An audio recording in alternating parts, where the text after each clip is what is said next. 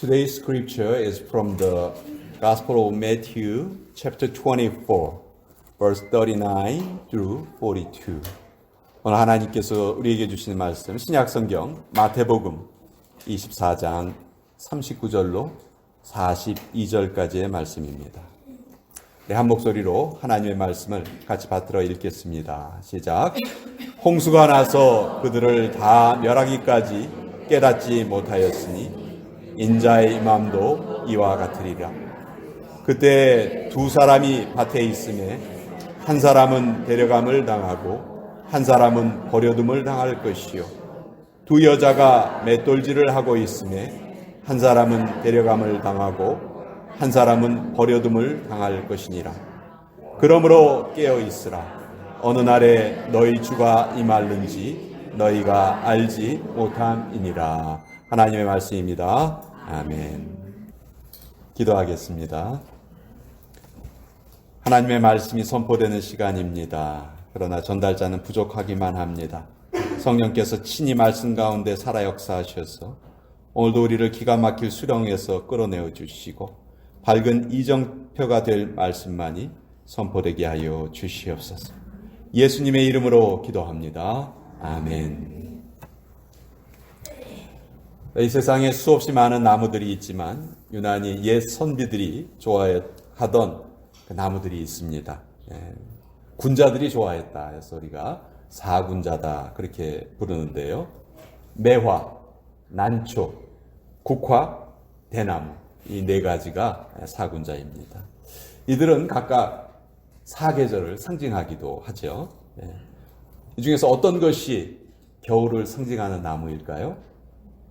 대나무가 바로 겨울을 상징하는 나무입니다. 추운 겨울에도 대나무는 푸른 잎을 유지하기 때문에 그렇죠. 우리 보통 나무하고 대나무는 분명히 다른 점이 있습니다. 대나무 속이 어떻게 돼 있죠? 속이 비어 있죠. 다른 나무들은 속이 꽉 차 있는데 이 대나무는 속이 텅 비어 있습니다. 당연히 다른 나무들보다 덜 단단하죠. 또 대나무의 뿌리도요, 그렇게 깊이 내리지 않는다고 해요. 그러면 대나무는 쉽게 꺾여지고 또 쉽게 뽑혀질 것 같은데 웬만한 비바람에도 대나무는 끄떡하지 않습니다. 왜 그럴까요? 그 이유가 무엇일까요? 대나무를 잘 살펴보면 일정한 간격을 두고 대나무에 마디가 있다는 것을 우리가 알게 되죠. 속은 텅 비어 있지만 일정한 간격을 두고 생기는 그 마디가, 그 매듭이 이 대나무를 강하게 하는 비결이었습니다. 우리가 이 대나무가 이렇게 마디를 짓는 모습을 보면서 우리 역시 또 중요한 교훈을 얻게 됩니다. 우리에게도 이런 마디가 필요하다, 이런 매듭 짓기가 필요하다 하는 것이죠. 그런 의미에서 오늘은 전 참 중요한 날이다 그렇게 생각을 합니다. 2019년에 대한 매듭 짓기가 이루어지는 날이다. 마디가 이루어지는 날이다. 그렇게 생각을 합니다. 지나온 1년을 은혜롭게 우리가 잘 마무리하고 또 매듭을 짓고 또 희망차게 새해를 시작을 해야 합니다. 내년이 2020년이죠. 2020년은 올림픽이 열리는 해입니다. 저는 수많은 그 스포츠 경기 중에서도 제일 박진감이 넘치는 경기가 릴레이 경기인 것 같아요. 릴레이 경기. 여러분 릴레이 경기 보셨죠? 그 4명의 그 주자들이 혼신의 힘을 다해서 자기가 달려야 될 부분을 달리고 그 다음 선수에게 바톤을 넘겨줍니다. 그러면 또 그 다음 선수는 그걸 받아가지고 또 총알같이 이렇게 뛰어나가죠. 이때 이 온몸의 근육이 움직이면서 힘있게 달리는 모습은 정말 아름답기까지 하죠. 그런데 이 릴레이 경기 중에서 제일 안타까울 때가 있습니다. 좀 전에 사진 보셨죠? 이 바톤을 잘 주고 잘 받아야 하는데 그걸 그만 떨어뜨리는 경우가 있어요.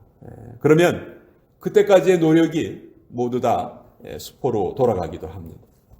여러분, 이 조그만 바톤이 뭐라고 그걸 떨어뜨리면 아무리 열심히 달렸어도 그때까지의 수고가 모두가 헛수고가 될까요? 저는 곰곰이 생각을 해보다가 아하, 이 바톤이 우리들에게는, 우리 인간들에게 하나님을 상징하는 것이 아닐까 하는 그런 생각이 들었어요. 아무리 우리가 열심히 살았어도 하나님을 모시고 살지 않았다면 그 인생은 안타깝게도 헛수고라는 말이죠. 여러분, 헛수고하지 맙시다. 하나님을 잘 섬기시면서 사십시다. 어떻게 보면 우리 인생이요, 혼자 하는 릴레이 경기 같아요. 우리가 2019년을 잘 달려왔잖아요. 그리고 이제 2020년에게 바톤을 넘겨줘야 돼요. 그런데 바톤을 넘겨주는 사람도 저고 받는 사람도 또 저예요. 그러니까 내가 넘겨주고 내가 받는 거죠. 그런데 어떻게 넘겨주고 어떻게 받아야 돼요? 잘 넘겨주고 잘 받아야 되는 거예요. 그래야 바톤을 떨어뜨리지 않을 수가 있겠지.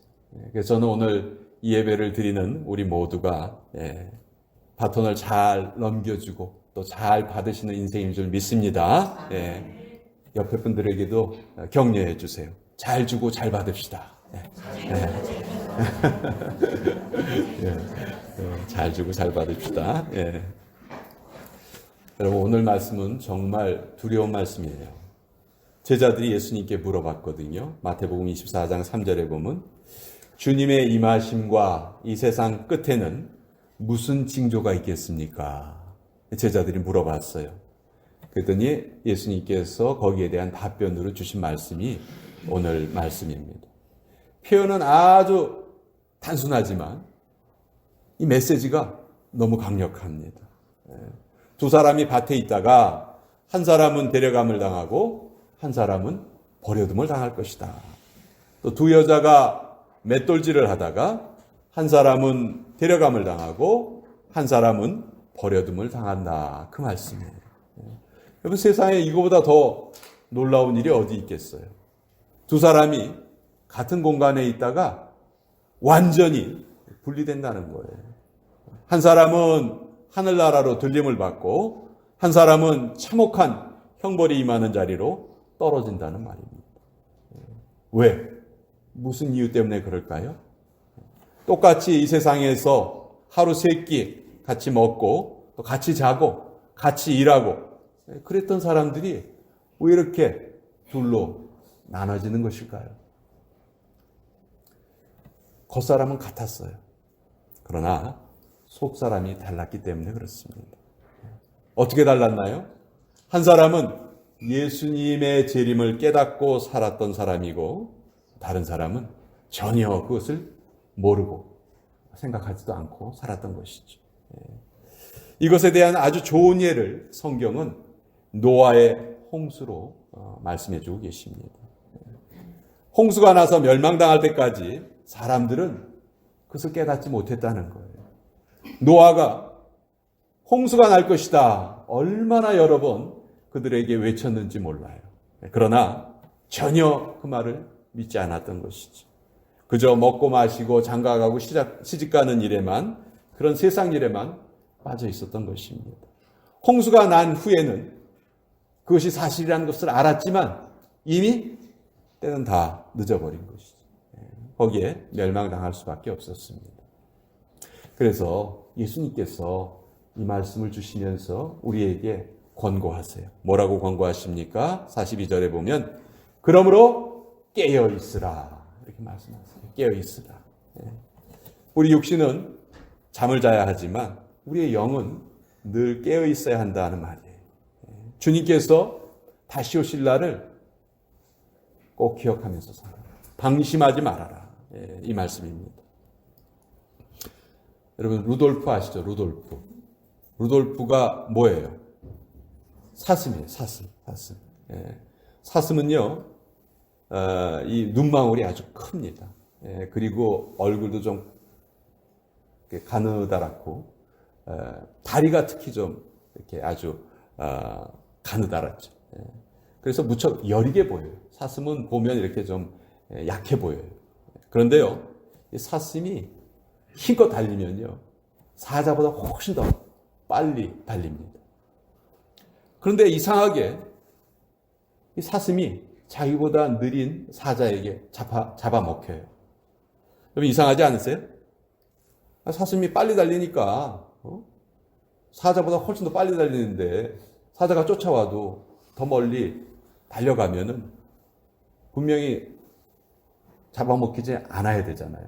위험에서 벗어나야 되잖아요. 근데 사슴들은 사자한테 잡아먹혀요. 그 이유는 사슴들에게 아주 이상한 습성이 있어서 그래요.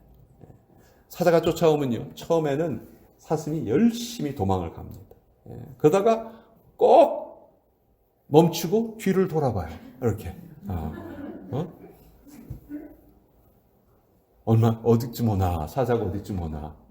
뒤를 돌아본다는 거죠. 사자가 그 습성을 알기 때문에 그 틈을 노리고 또 달려들어서 사슴을 잡아먹는다는 것이죠.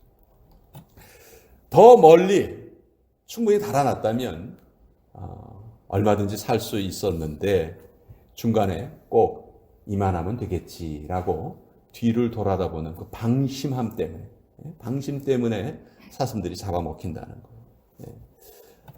방심이 이렇게 무서운 거예요. 여러분 등산을 할 때도요, 산을 올라갈 때에는 별로 사고가 많이 나지 않습니다. 언제 사고가 많이 나요?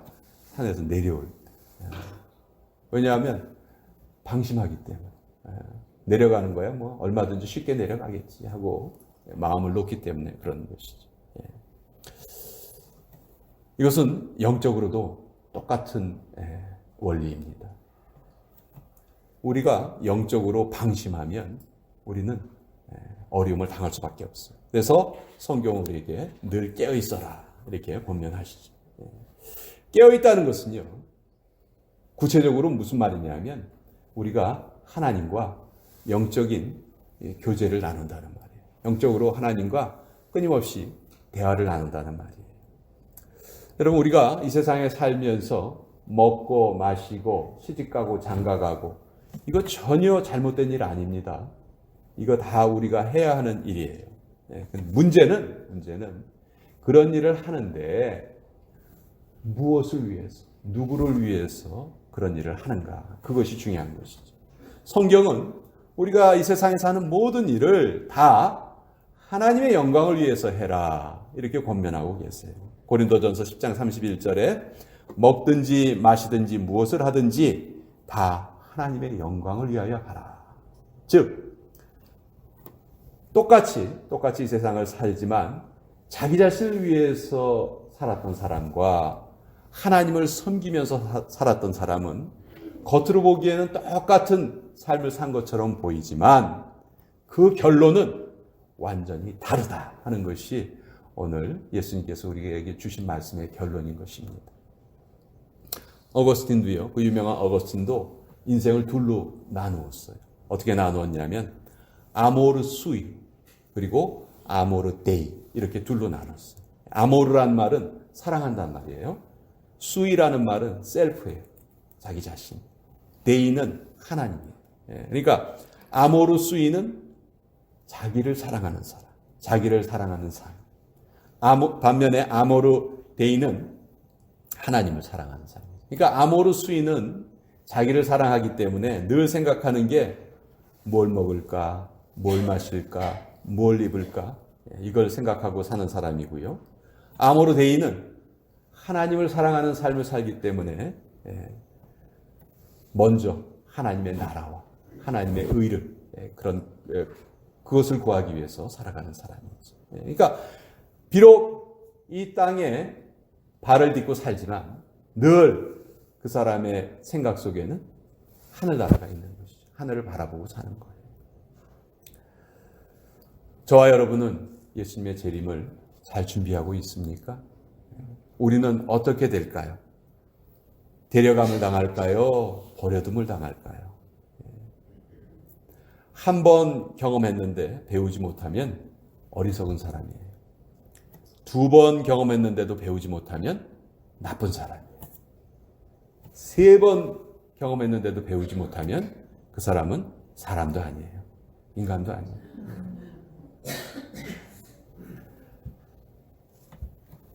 우리가 계속해서 하나님의 말씀을 반복해서 듣고 있는데도 우리가 깨닫지 못한다면 결국 우리는 그 모든 벌을 우리가 감당해야 된다는 것이죠. 스위스에서 어떤 한 사람이 산길에서 조난이 되었는데 13일 만에 구조된 사건이 있었습니다. 근데 이 조난당한 사람이요, 그냥 그 자리에 가만히 있었던 것이 아니고 13일 동안 하루에 12시간씩 돌아다닌 거예요. 주변에 마을이 있나 없나 하고 계속해서 돌아다녔어요. 근데 그 조난당한 지역에서 사람이 살고 있는 마을까지는 불과 1시간밖에 안 떨어져 있었어요. 1시간만 걸어가면 그 마을을 찾을 수 있는 그런 거리였어요. 근데 하루에 12시간을 걸었는데도 그 마을을 발견하지 못했습니다. 그 이유는 뭘까요? 이 사람은 그 주변만 뺑글뺑글 돈 거예요. 그 주변, 자기가 있는 주변. 그래서 마을을 찾지 못했던 겁니다. 여러분, 우리가 신앙생활을 하면서도 앞으로 치고 나가지 않으면요, 우리는 늘 같은 모습일 수밖에 없습니다. 우리가 이 길이 아니다 싶으면 새로운 길을 가야 돼요. 뭐 새해가 된다고 뭐 새로워질 거 있어. 여러분, 이렇게 생각하시면 안 돼요. 정말 새해에는 새로운 모습으로 우리가 바뀌어야 됩니다. 저는 여러분들이 이 교회에 더 자주 오셨으면 좋겠어요. 이 집은 하나님의 집이고 만민이 기도하는 집입니다. 이 교회에 좀 더 자주 오세요. 그리고 교회 활동에 더 많이 좀 참여해 주셨으면 좋겠어요. 수요예배도 참여하셨으면 좋겠습니다. 어두워서 운전을 못 하신다면 밝은 여름에는 꼭 오세요.